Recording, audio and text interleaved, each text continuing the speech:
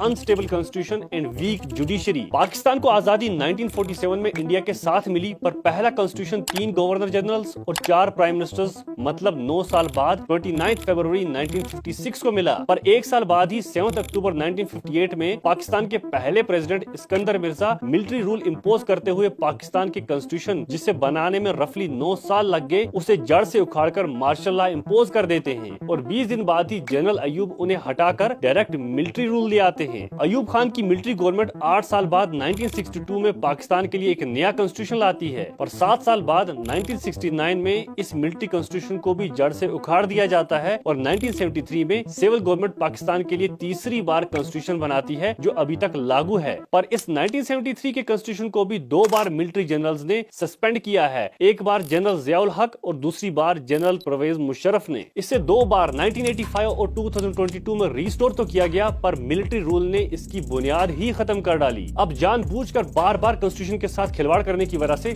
पाकिस्तान की जुडिशरी काफी हद तक कमजोर और मिलिट्री बहुत ज्यादा ताकतवर हो गई है, जिसकी वजह से पाकिस्तानी गवर्नमेंट पिछले 75 साल से डेमोक्रेसी और मिलिट्री रूल के बीच में जूझ रही है, जो एक डेमोक्रेटिक कंट्री के लिए बद्दुआ से भी बदतर है। पिछले 75 सालों में कोई भी पाकिस्तानी प्राइम मिनिस्टर अपने 5 साल पूरे नहीं कर पाया है, और पिछले 10 साल ही में 7 प्राइम मिनिस्टर्स पाकिस्तान के अंदर चेंज हुए हैं, क्योंकि डिवीजन ऑफ पावर को जुडिशरी मेंटेन नहीं कर पा रहा। डिवीजन ऑफ पावर का यहाँ मतलब है फौजियों का काम है सरहदों पर, और पॉलिटिशियंस और ब्यूरोक्रेट्स का काम है मुल्क चलाना। पर पाकिस्तान की हिस्ट्री में 3 बार मिलिट्री ने जुडिशरी को साइडलाइन करते हुए कॉन्स्टिट्यूशन को सस्पेंड कर दिया, और एक डेमोक्रेटिकली इलेक्टेड गवर्नमेंट को हटाकर 75 साल की आजादी में से 33 साल मिलिट्री ने पाकिस्तान पर डायरेक्टली रूल किया है, और हर बार कॉन्स्टिट्यूशन को खोखला करके बचे हुए सालों में भी इनडायरेक्टली मुल्क को आर्मी ही चला रही है, जो आर्मी का काम नहीं है। 1951, 1980 और 1995 में कूप की नाकाम कोशिश भी की गई। अगर ये 3 नाकाम कूप्स कामयाब हो जाते तो शायद 75 सालों में से लगभग 50 से 60 साल तो आर्मी ही ले जाती,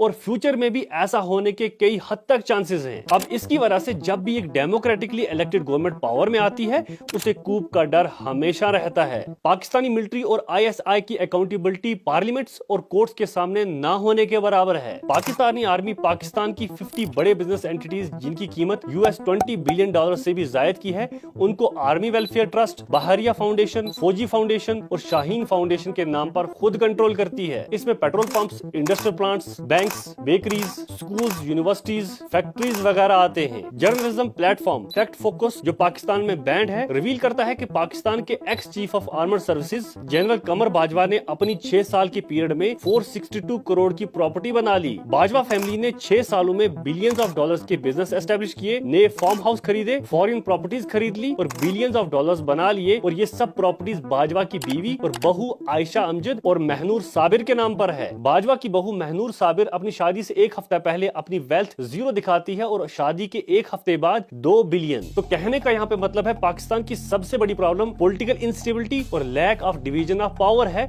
जो जुडिशरी मेंटेन करती है, पर जुडिशरी को ऑन पर्पस कमजोर किया है मिलिट्री ने। अब पाकिस्तान के अंदर